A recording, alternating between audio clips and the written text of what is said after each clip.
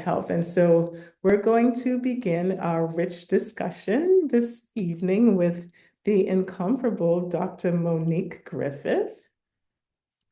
And I will read her bio.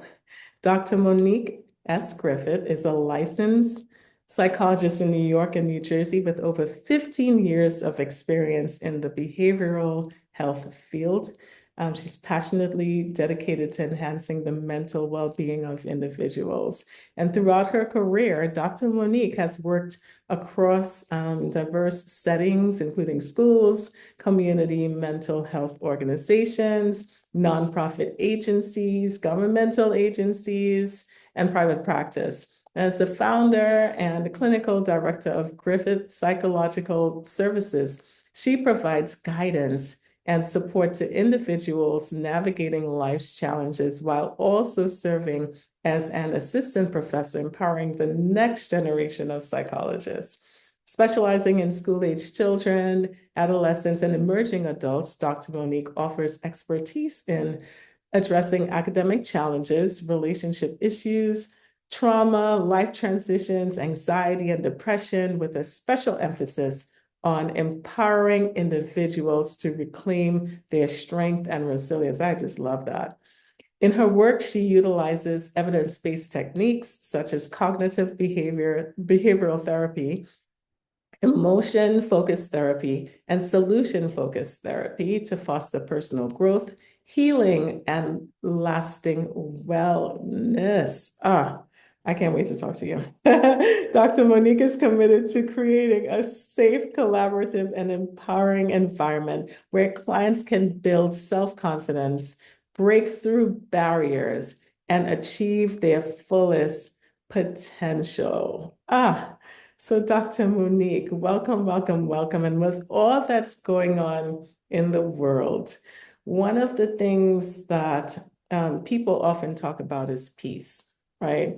And not just peace as in the absence of war, but peace of mind, peace in our lives in general, household peace and personal peace, if I could put it that way, right? What are some of the strategies for managing anxiety and negative thought patterns that disrupt inner peace? And can you also speak to the value of inner peace as it pertains to women's overall well-being? Absolutely. So first, let me say good evening to everyone and thank you for the opportunity to be a part of this panel and to have this discussion. I think it's so important for us to continue to talk about wellness, to talk about mental health, to reduce stigma associated with these topics, because it's important. How we show up is important. How we show up in the world is important. And, we're impacted certainly by, our minds and what we believe, what we think, because it also impacts our behaviors and also how we feel. And so when thinking about um, wellness and anxiety, anxiety is actually one of the most commonly reported behavioral health conditions, and taking steps to foster emotional well-being is extremely important. And there are many strategies that we can utilize when working to cope with anxiety, and adopting these strategies even now because of what's taking place, it certainly has value. And so when we think about anxiety, a lot of times we don't recognize that anxiety leads us to think about either the past or the future, anything but now, right? And when we think about the past and we think about the future, those are time periods that we really can't control directly, right? The past has already taken place and the future is yet to occur. So all of our power is here in the present. And so with anxiety, a lot of times we may ruminate about the future. And so practicing techniques that encourage you to be present focused and in the moment is extremely helpful. Um, One technique, I was thinking of different ways to share techniques that are straightforward and palatable. And one technique is a grounding technique. And that allows you to bring yourself, if you recognize that you're you're anticipating the future or you're anxious about the future. It allows you to bring yourself back into the moment in order to feel less overwhelmed by what's taking place. And so, it's considered a grounding technique, but you can think of 5, 4, 3, 2, 1. And when thinking about 5, 4, 3, 2, 1, you might ask yourself, well, what are 5 things that I see? It's a way of activating your senses, right? What are 5 things that I see? And look for around your environment for those 5 things. Then you can consider 4 things that you can touch and you can activate your tactile sense. And then consider 3 things that you might hear, 2 things that you might smell, 1 thing that you might taste. And that's again a way of shifting from anything that you're anticipating or considerations of the future and bringing you back into the present moment. Another strategy is physical activity. Um, yes, yes. It does help, yes, ground you and center you and relax you so that you can fall asleep. With regard to physical activity, we really can't minimize the effects of physical activity and the impact and benefits of physical activity. Physical activity allows us to release endorphins and it helps to elevate mood. But also it's a great stress reliever that leads to relaxation. And so, I like to describe relaxation as the opposite of tension. When you think about your muscles, if your muscles are tense for an extended period of time, usually they will fatigue.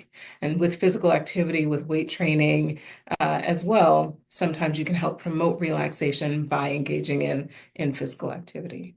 Um, Changing or challenging irrational thoughts are important as well. And, what was mentioned earlier was just how we think, right? A lot of times when we're feeling anxious or we're in the throes of anxiety, we might not be able to truly determine for ourselves what's irrational and what's not. And so we really do have to question it. And for the purposes of either, coping with anxiety or coping with depression, I like to remind clients that thoughts are theories. They're not facts. And usually, when we're experiencing anxiety, we accept everything that comes into our minds and we don't challenge them at all.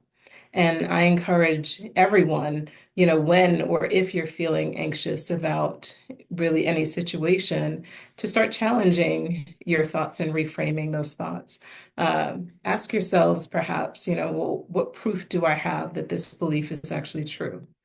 And if you can't think of or find any evidence that it's true, then that's where the effort comes in to releasing that thought. And then lastly, of course, some of the work we can do ourselves, and then sometimes we do need additional support. So I definitely encourage everyone to seek professional support when the need arises. Um, but also when we think about just inner peace and wellness, I think it's important as women for us to recognize that we juggle many roles, and the juggling of multiple roles can actually lead to chronic stress. And chronic stress can lead to chronic health conditions like anxiety, like high blood pressure, like depression even. And so it's important to prioritize um, stress reduction in order to reduce the likelihood of those poor outcomes or burnout. Um, and then as we're valuing or enhancing inner peace, that also is going to lead to or be associated with a greater sense of self-awareness and self-acceptance. And when you're able to accept yourself, flaws and all, you're more likely to make choices that are based on personal values and needs and desires as opposed to external pressures. And certainly inner peace leads to healthier relationships as well, because you're able to show up and set healthier boundaries, communicate more effectively, as well as show empathy in relationships. Oh my goodness. I mean, I mean, you just in a nutshell just proved how the mind, body, spirit, um, synchronicity is important, right? Because we're talking about the mind and psychological, I don't want to say issues, but topics, right? And you talked about physical exercise, things that we can do with our body, and just like even our senses, and how all of those things come into play with that one area, but with all the other areas, right? This is Absolutely. so amazing. And it's true because just between yesterday and today, after work yesterday, I had a commitment I had signed up for a while ago, not realizing that I had the dates mixed up. And today I had a full day, right? And when I thought about it, I just kept thinking, oh my goodness, I have so many things to do. And I know that Friday evenings is usually, groceries and cleaning and laundry and all these things. And I'm thinking, by the time I get home, I have this, that to do.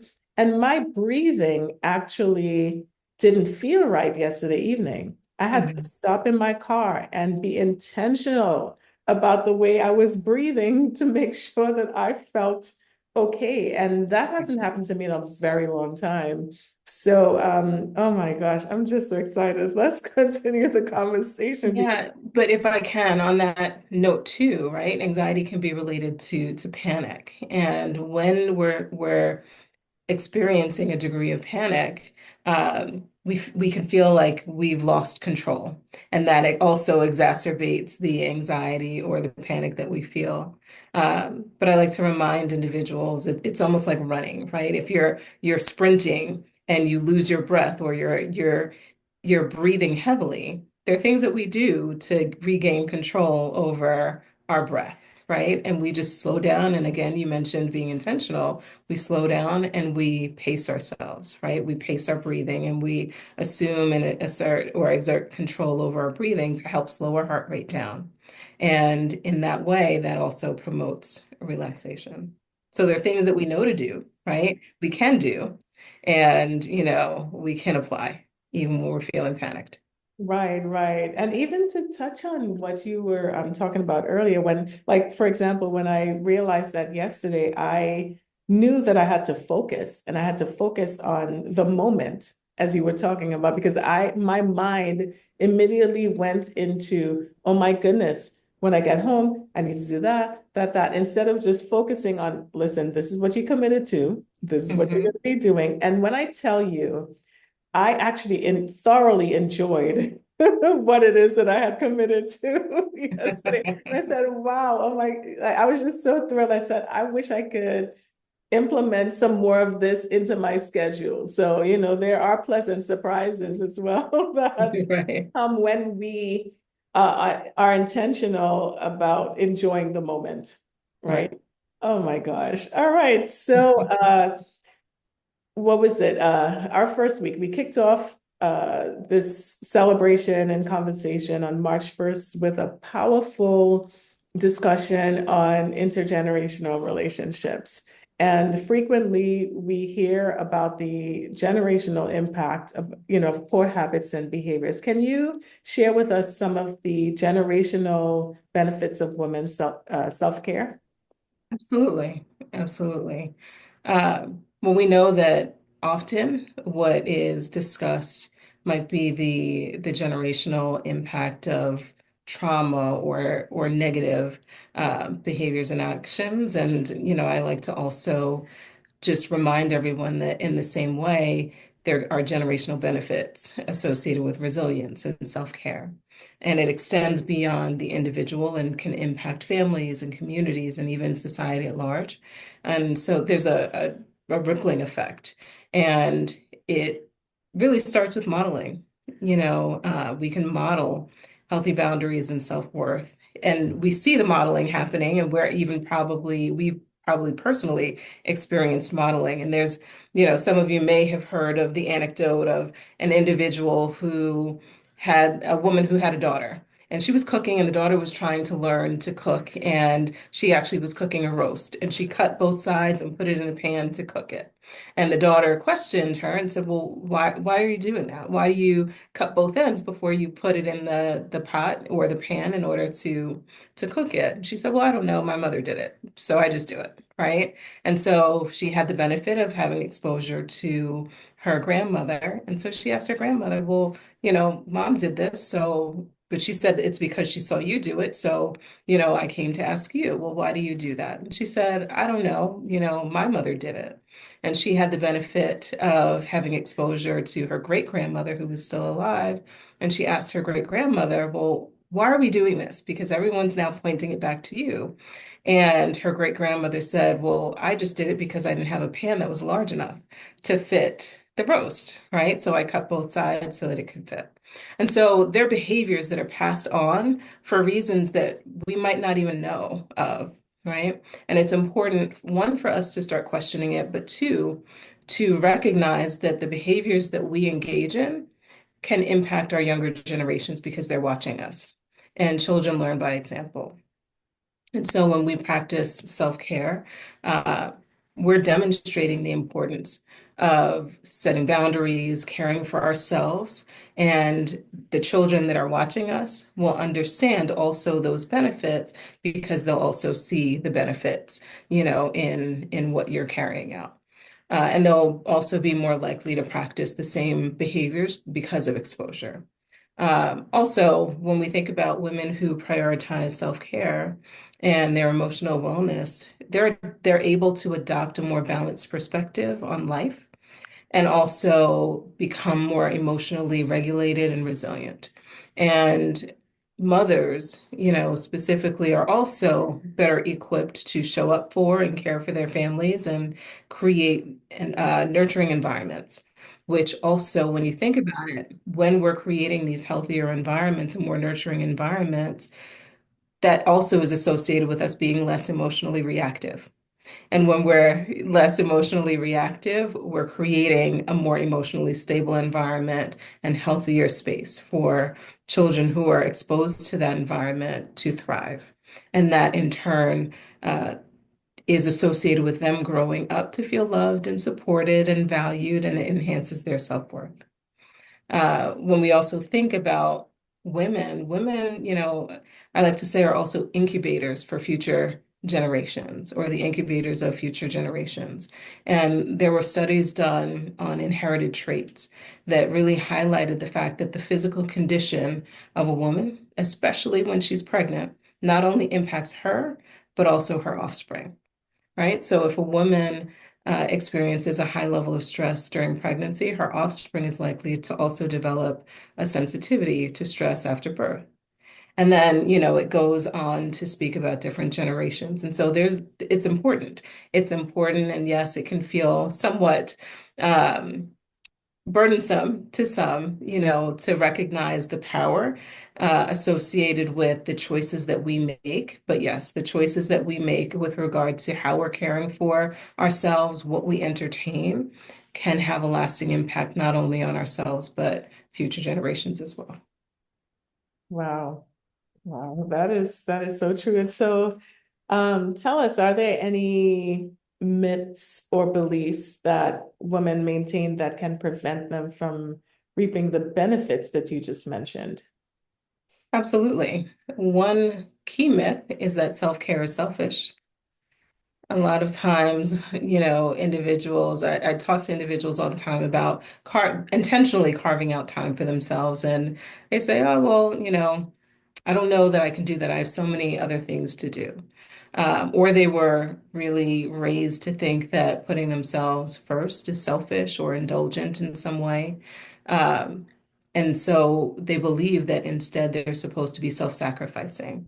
Though they're supposed to be martyrs to some extent, or that they have to put others first. And it's important for us to remember that if you're not selfish, you're going to suffer, right? And when we talk about selfishness, we're just saying, think about yourselves because you can think about others as well, but you can't pour out of an empty well. And self-care is essential for maintaining that physical, emotional, and mental well-being. And when you're able to care for yourselves, you're better able to show up for others as well. Another myth is the myth of time or related to time, that I don't have time for self-care. And we know that that is something that plagues a lot of people because we're living in a fast-paced society. So a lot of people believe that self-care requires more time than they have available. Either they say that they're too busy, or they have so many obligations. And the reality is self-care doesn't have to be time-consuming. You can carve out, again, intentionally carve out small moments for yourself by engaging in activities like going for a short walk. You don't have to necessarily go for an hour. You can go for 10 minutes, 15 minutes, but carving out ways or activities and time to give back to yourself can be extremely helpful. So those, I would say, are the two most common myths that we see. Listen, this this is such rich information and so very true because, like I mentioned earlier, when you're in an airplane and if you don't put on that mask first, I'm sorry, but everybody's going down. Right? Yes. Everyone's going down. And there was something else that in terms of time, being a mother of four and working full time. I was Mhm. in school full time, 3 years, well, graduated last year, but for 3 years, and just having so much on my plate, I forced myself to sometimes take 5 minutes. Like I would go in my closet Right. times. I would just go sit in the closet and take that time for myself and just breathe. Right. I love to breathe. I start my day off breathing. That's how when I pray, the Mhm. first thing I say, Lord, you are the air that I breathe. I thank you for the air that I breathe. Absolutely. I stretch and I get up before everyone else to be able to Right. create that time for Right. myself so that I can start my day off right. Right. And those are things that my daughter, she's aware of. And prayerfully, she'll, I mean, teenagers, right? They want to sleep up until the last minute, that Right. squeeze in every single minute that they can. But again, these are things that we can indeed model for our children, and they do not have to be dramatic or require Right. time, money, and all of that. Even if, and I'll just want to mention this for those who can't get out, often there are back massages that cost $100 to $150 that you Mhm. can literally buy and put in your Right. chair and sit and have a spa experience at home. Absolutely. Little things that we can do. And that's just so important. I'm so grateful that you're sharing so many simple tips that women can take away and make those small changes. We know the small changes add up. So, Right. Exactly. So it's the cumulative effect, right? And so when we even think about it, if relaxation is something that individuals are experiencing difficulty with, there are ways that you can watch videos, there are YouTube videos that support guided relaxation, and you can put that on before you go to sleep, and it can also help with relaxation. So again, carving out these little moments, they add up in the same way that constant exposure to stress adds up, right? So we can do the opposite to foster relaxation. yes, yes. Well, at the end of 2024, the majority of women that I spoke to, and some of them I know personally, and others just crossing paths at events or so on. They said that they wanted to be more involved in the community affairs and they wanted to start meaningful businesses or volunteer, mentor youth, all of these different things Mhm. without being judgmental, because I'm sure that some of these goals often make it to the New Year's resolutions list year after year. And, I can admit that that has been my reality often. But, can you speak to the most common, and the thing is, sometimes, it's a preconceived assumption or excuse that, like you were talking about earlier, we don't have the time or we don't have all these different things, right? So many different excuses that we can come up with.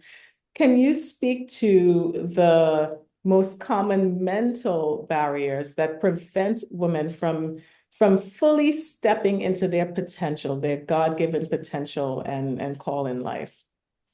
Absolutely.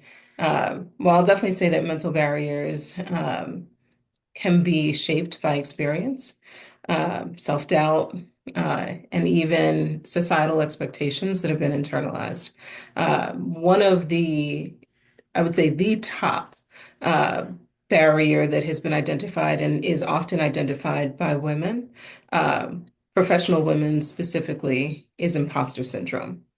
And, that's generally the belief that either they don't truly deserve their achievements, that they're frauds in some way, or they're faking it, and someone's going to find out. Um, and that occurs despite qualifications, despite successes, and some women really do believe that they're not worthy or capable of stepping into their full potential, and that's what can prevent many women from fully embracing or pursuing leadership roles, not taking on risks or new opportunities, and so they might tend to downplay their abilities. And so when we look at ways to overcome it, first it's recognizing that imposter syndrome is real, seeking to really understand it, how it manifests for you. But as I mentioned before, reframing thoughts is important. So really asking yourself, well, who told you that you can't, accomplish whatever you're seeking to pursue? And really starting to unpack that to understand where it's originating from. And of course, you can do that individually, but you can also do that with support. But also beginning to acknowledge small and celebrate small wins is important, because usually also when there is imposter syndrome or it's at work, there can be a tendency to minimize even the smallest of accomplishments, or to gloss over, accomplishments and look to the next thing as if there's going to be something that's grand that's going to suddenly feel worthy of celebration. Um, and it's also important when combating imposter syndrome to surround yourself with supportive mentors and individuals who can help build confidence. Um, Another myth, or excuse me, another barrier is fear of failure. There are a lot of women who fear making mistakes, facing judgment, not living up to their own expectations or the expectations of others, and that can lead to procrastination.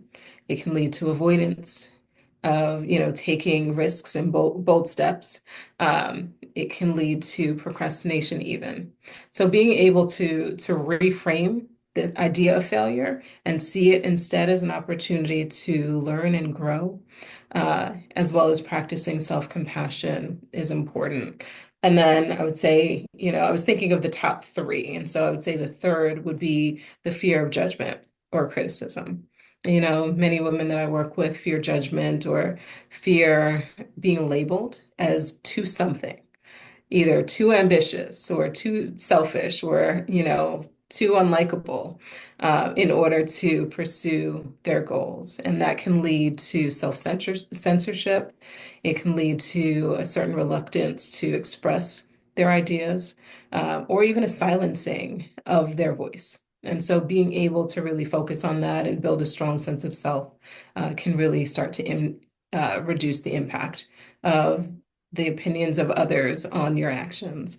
And so, I say everyone may have an opinion, but really what you say to yourself is most important. Absolutely. And that starts with knowing the truth, Yes. and that's the reason why every session we've been starting with scripture Hmm. related to whatever the topic is, even when we talked about beauty. 2 weeks ago, we were talking, we had a professional hairstylist and makeup artist, a professional designer, and all of that. And we were just talking about a woman's beauty internally and externally. And we grounded all of that in scripture, because when you know the truth, and then you're able, like you said, you're able to affirm those, like if we can write down some affirmations that we're going to say Hmm. daily to ourselves, look in the mirror and say these things to ourselves daily, that could truly change our mindset, right? Which we know Absolutely. then turns into, of course, our words and our Hmm. actions and habits and all of these things. So Absolutely. thank you for sharing that. That is really good stuff. And like one of my friends' grandmother often said, nothing beats a failure but a try. Yes. My kids thought, like, listen, just try. Like, what is gonna happen Absolutely. if it doesn't work out, right? At least you know Right. that you tried and you should feel Right. good about that. Like celebrate your attempt. All right, so we're gonna wrap up the conversation with one last question for the sake of time. And if you could share, hold on, I had another question I wanted to ask you. Right. If you can just really talk briefly about beginning the process of healing trauma or past experiences that still negatively impact women's worth from a psychological perspective. So that's tricky. The experience of trauma and confronting trauma is a tricky one, especially if you're seeking to do that independently. So, I definitely say if trauma is present or has been present, seeking support as you're working to unpack that is important. But one of the first steps, and probably the most important step, is or involves courage. Having the courage to choose not to avoid discussing and unpacking that trauma is important because oftentimes what individuals tend to do is they believe sweeping it under the rug or, distracting themselves is going to make the impact go away or lessen the impact and make the trauma and memories go away. And that doesn't occur, right? Emotions don't go away. There's a mound under the rug that you're trying to sweep things under. And so emotions have to move. So it's really important to be able to confront it in a safe space and process it because what tends to happen is when we've experienced some degree of trauma, it changes the way that we see the world. And, as I mentioned before, thoughts are theories, not always factual. And your worldview impacts everything else. It impacts what you do, how you interact with others. And so if you're operating with a faulty sense or a faulty worldview and a faulty perspective because of, negative experiences or traumatic experiences in the past, your current decisions are going to flow from that. So, the very first thing that I would encourage individuals to do is to, once you've gained the courage to face it, to begin to limit the avoidance and begin to unpack that so that you can start to reframe it. You can start to talk about what took place and seek to understand it as opposed to just living with the impact and the consequences, which tend to be the symptoms that are most prevalent, whether it's the symptoms of anxiety, symptoms of depression, that's the legacy of the trauma. Oh, well, Dr. Monique, thank you so very much for just gracing us with your wealth of knowledge and experience and just your heart to see people thrive in mind, body, and spirit. And I pray that, it's funny because as Christians, we tend not to think about mental health, right? Mhm. We know that that's like a stigma around the Christian Mhm. community. And yes, we do.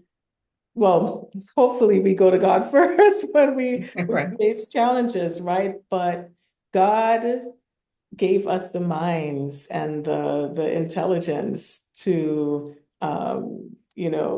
explore all of these different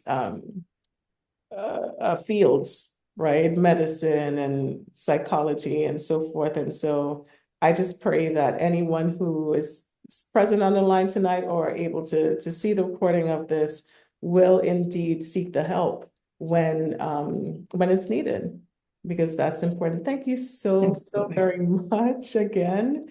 Thank Um, you. Feel free to share any information that you would like in the chat for anyone to either contact you or access. Will do. Thank Thank you.